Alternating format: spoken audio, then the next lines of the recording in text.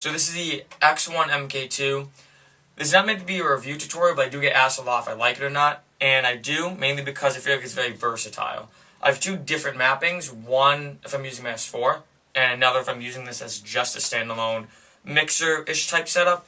And it works really perfectly because I can switch back and forth between those different mappings and kind of use it for a bunch of different things. So I'm going to show you the mapping in terms of the way I like to use it. I just want to give a little word of caution when it comes to this mapping. Is it took me a while to get very fluid with it. I would not suggest to use this mapping if you're, let's say, doing something very high stress or very high intense. If you're playing, let's say, a huge gig or whatnot. Simply because this is meant to be something where, let's say, if I'm out on the street, I've actually street DJ'd before, or if I say I'm wanting to practice and all I have is this on me. It's a mapping to me to be able to at least practice or try a couple of different things out. So let me turn this on. Okay, so in terms of the mapping itself, everything from here down is exactly the same as the original mapping that comes standard with it. So everything here down is exactly the same, so you don't need to worry about that. The main difference is from here up. So my goal essentially with this mapping was to create it as a mixer. So it's going to be very similar to, a typical mixer in terms of these knobs. So these bottom two are going to be your volume knobs. Turned all the way right is all the way up, and vice versa if all the way down. This is deck A and deck B, by the way. So I have one of my songs playing. You hear it. Turn it all the way down, all the way up. These next three knobs are going to be your low, your mid, and your high. So it's playing, low, mid, and then back up, and then high. Now here's where it can get kind of confusing, because that's pretty straightforward usually, is these two knobs right here. So the first one, that's going to turn on your filters, and it's going to affect these two knobs. So now when this is playing, instead of affecting my high, it's now going to affect the filter itself. And the same thing with this deck. That's why it can kind of get a little bit confusing at points, just because if I'm, let's say, doing a bunch of different things or whatnot, the filter knob can sometimes get in the way in case I forget that I have it turned on. So that's something to just be a little worried about.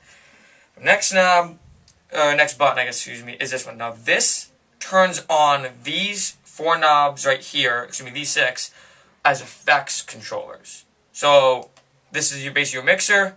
Now it's now in effect. So this top one is going to be your dry wet knob. These bottom two are going to be your effects 1 and 2 on the first effects controller. And these other two are going to be your 1 and 2 effects on the second effects controller. These two are not going to affect the effects. It's a tongue twister. Simply because I'm going to be using these for volume, and a lot of times I don't want to conflict, because it can get very confusing in this sense. If I have a song playing, and I turn, so the effects are on, and I turn this effect on, let's say it's beat match or whatever, and I take it off, and then I touch it, the mid instantly is going to jump at this point a little bit higher. So sometimes I need to be a little bit aware that once I take this button off, and let's say turn the effect off, that once I touch this knob, it's instantly going to jump back to, especially with the EQs, whatever I had originally had it set at, if that makes sense. So it can get a little confusing and then a little tricky. That's why sometimes, for me personally, if I'm doing a club or a gig or something like that, I always resort to my S4. I will never just use this.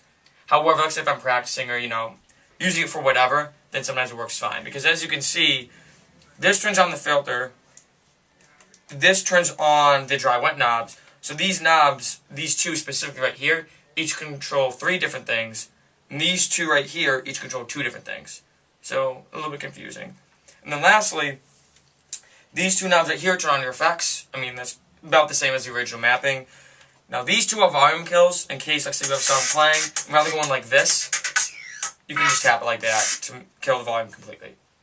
So for the most part, that's the mapping. It's pretty straightforward. I would say definitely download it. There's a download link in the description below. And just kind of mess around with it. As I said before, it's something that I saw a lot in different forums where people were asking about a mixer mapping. So I decided to just kind of throw it together, especially because if I'm out and about and all I have is my laptop and this, and I just either want to play songs or do very simple mixing things, nothing too complicated, this works fine for that.